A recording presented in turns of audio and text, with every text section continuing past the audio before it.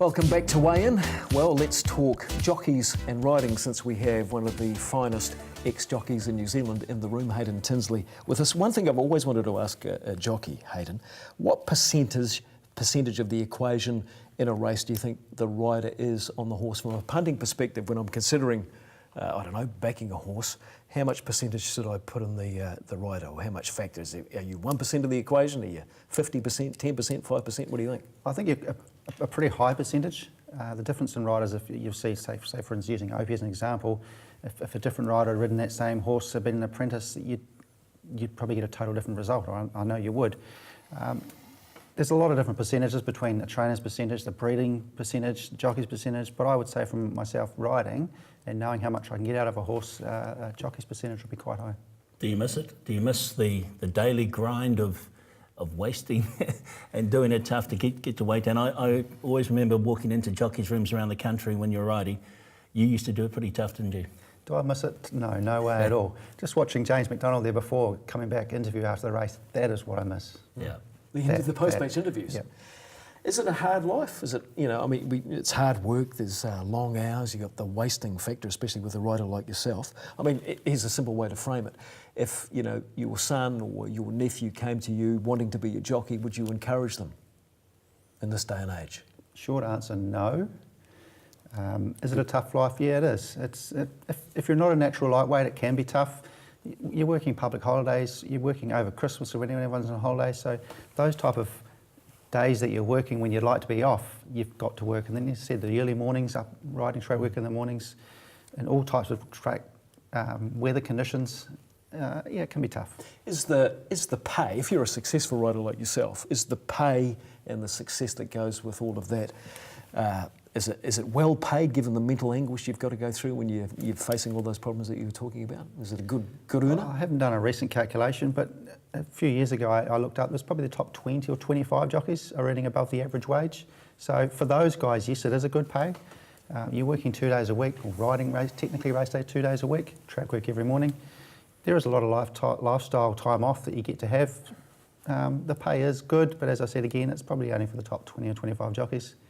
The other 125, 120 odd jockeys, you've got to supplement your income some other way. I guess they're looking forward to the post-match interviews as well. That's the dream factor of it, isn't it? It is, definitely, yeah. Well, you brought the whips in, so I guess we better talk about those, and whipping is probably... The whips, watching your career, throughout your career, you were never ever considered a serious, an accessible, serious whip rider, were you?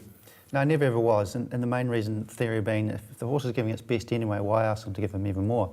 And again, balance is a big thing when it comes to jockeys and riders, so if you go to pull the stick and give them a tap or two, there's that percentage chance of maybe getting them unbalanced, so by giving them one with a stick, you actually might be losing a bit of ground anyway by being unbalanced, so why even go ahead and do it?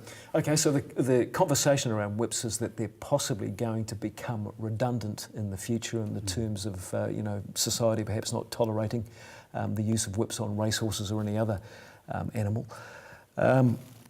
How do you view it? Are you a yay? Are you a nay? Is it a weapon? Is it a tool?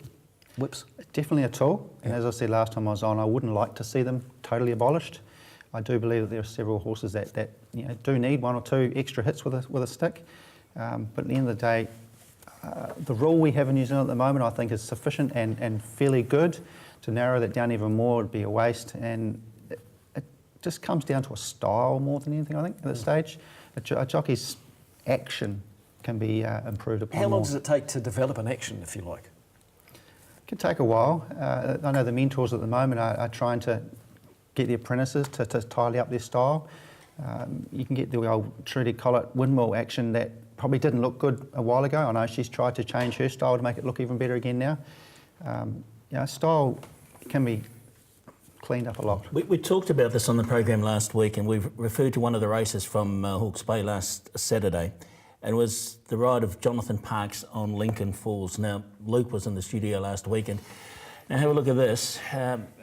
He's adamant that Jonathan Parkes on Lincoln Falls was really starting to get stuck into the horse with the stick.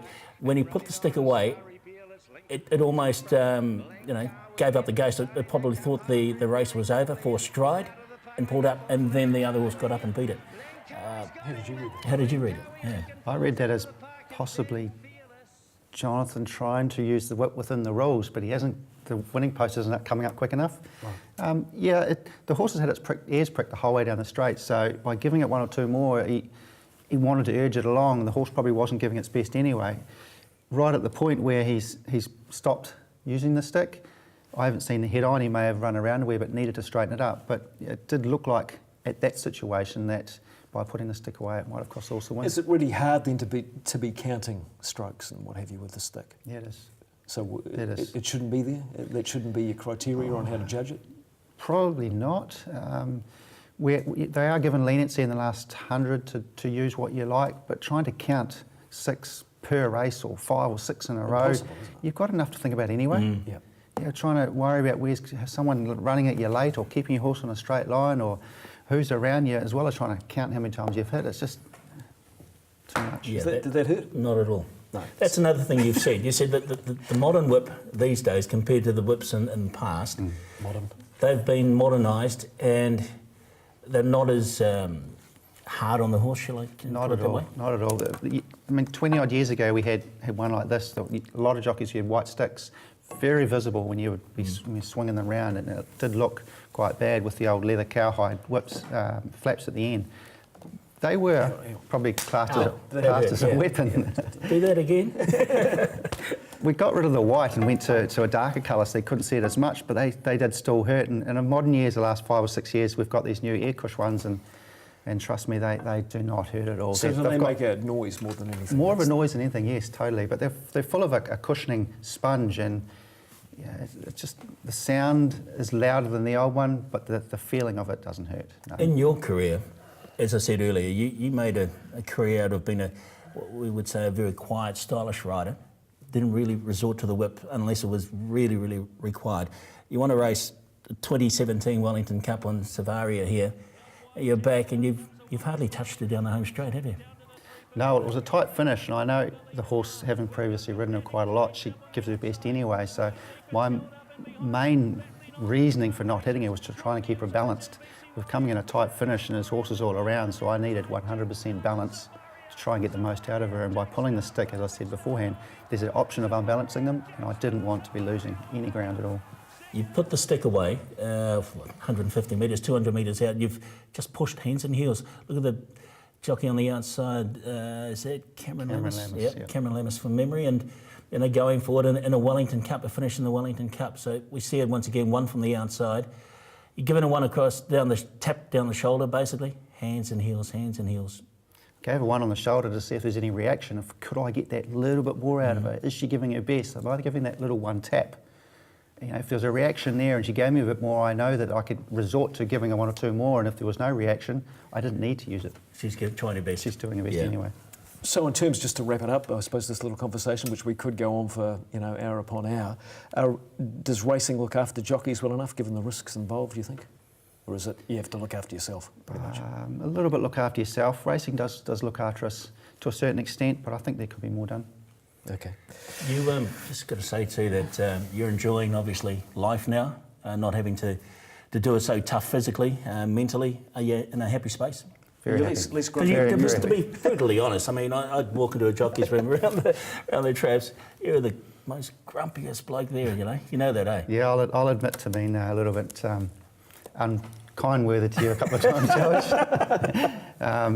Short of words and not wanting to talk. But again, it just comes down to the wasting. And when you're feeling terrible like yourself, if you're crook with the flu, you don't want to be going out partying or having a drink with your mates. You just want to get over this feeling. And same race day, when you've been wasting and you're dehydrated, you don't have that tolerance there. Yeah, it's great added value having Hayden in here. Thanks for coming in again this week, and hopefully we'll do it again. Pleasure. Yeah.